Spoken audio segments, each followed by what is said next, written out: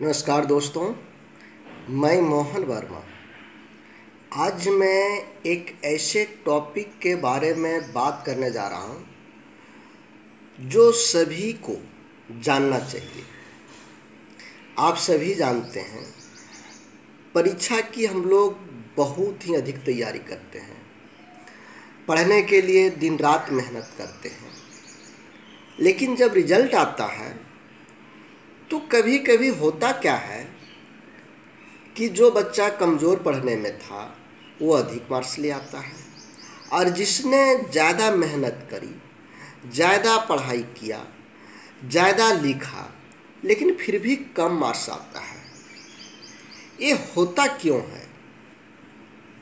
ऐसा कौन सा गलती हो जाता है जिससे नंबर कम आ जाते हैं? तो दोस्तों, आज मैं इसी बात पर चर्चा करूंगा। मैं प्रैक्टिकली एक पेपर लिख करके दिखाऊंगा कि आपको क्वेश्चन का आंसर किस टाइप से देना है, कैसे देना है, जिससे आपको अधिक मार्क्स मिलेंगे। तो मेरा वीडियो आप देखते रहें।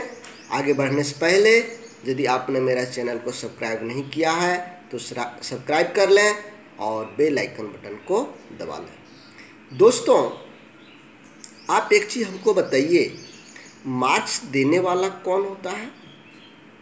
आप कहेंगे एग्जामिनर। तो एग्जामिनर कब अधिक मार्क्स देता है? जब वह अधिक खुश होता है।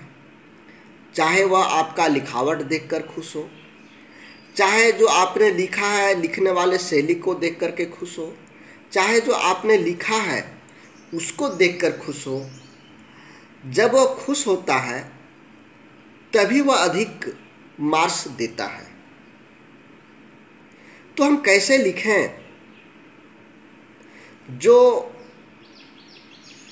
मार्क्स मुझे अधिक मिले?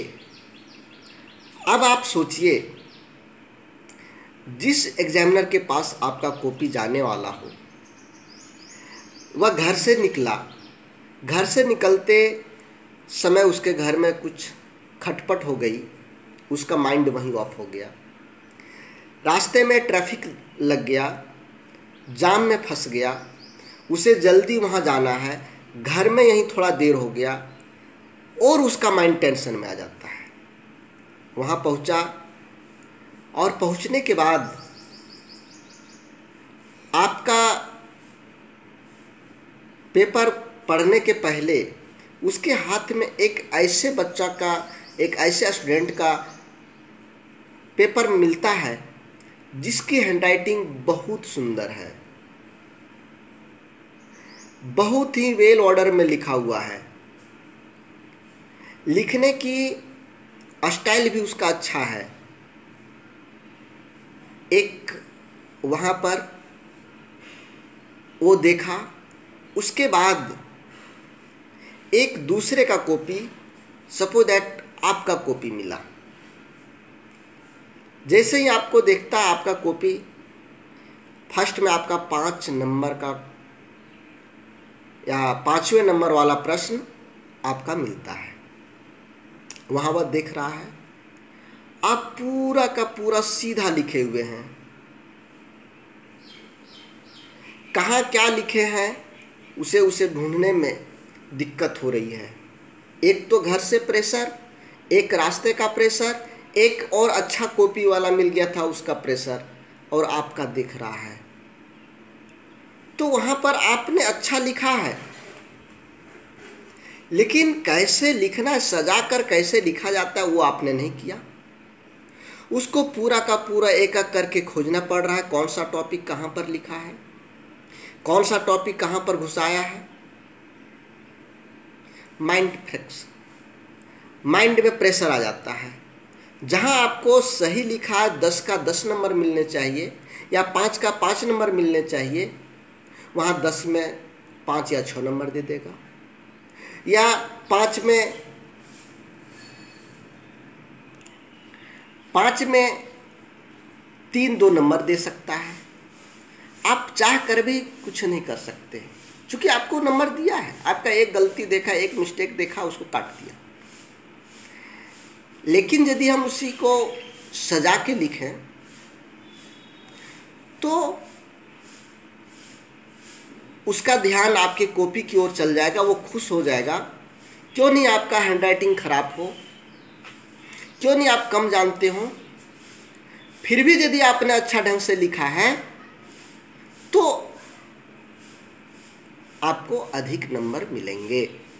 तो कैसे अधिक नंबर मिलेगा, इसके लिए क्या करना होगा? सबसे पहला चीज़ है ऑर्डर में लिखना।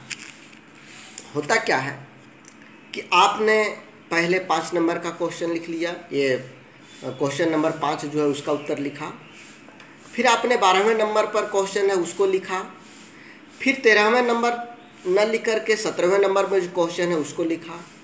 इससे होता क्या है कि एग्जामिनर को बार बार पेज पलटना पड़ता है, उसे देखना पड़ता है कि इसमें कितने मार्क्स का ये आंसर लिखा है, कौन सा क्वेश्चन है, इसका क्या उत्तर होगा। बार बार उसको पेज पलटना पड़ता है, उससे माइंड पर प्रेशर पड़ता है, और प्रेशर पड़ता है तो जहाँ पर उसे अधिक नंबर मिलने चाहिए वो कम नंबर दे देता है। ऐसा कहीं पर नहीं लिखा है कि हम ऑर्डर में नहीं लिखेंगे तो नंबर काट लिए जाएंगे, ये किसी भी जगह नहीं लिखा हुआ है। फिर भी आप यदि ऑर्डर में लिखते हैं तो उसे खोजने में मुश्किल नहीं होगा, आराम से एक के बाद एक के बाद एक के बाद मिलता चला जाएगा। तो उससे एग्जामिनर खुश होता है, और कहीं थोड़ा मोड़ा मिस्टेक है तो उसको इग्नोर कर देता है और अच्छे मार्क्स दे देता है। इसलिए हमेशा ऑर्डर में लिखने का प्रयास करें। दूसरी चीज़ है, जब आप क्वेश्चन शुरू करते हैं तो इस तरह से आप मान लीजिए ग्रुप ए का लिखने जा रहे हैं तो आप यहाँ ग्रुप ए ऊपर में लिख दें। यदि आपने ग्रुप बी का लिखने के लिए जा रहे हैं तो ग्रुप बी यहाँ पर ऊपर में लिख देंगे और हल्का सा अंडरलाइन कर देंगे। उसके बाद आप क्वेश्चन नंबर 11 लिखना है आपको, तो क्वेश्चन नंबर 11 देंगे, उत्तर देके इस तरह का डैश देंगे। अब हम थोड़ा सा इसका प्रश्न पर ध्यान देते हैं। देखिए क्वेश्चन नंबर 11 का ये प्रश्न है, सर्व शिक्षा अभियान क्या है, इसके मुख्य लक्षण, उद्देश्य एवं व्यूह रचनाओं को बताएं।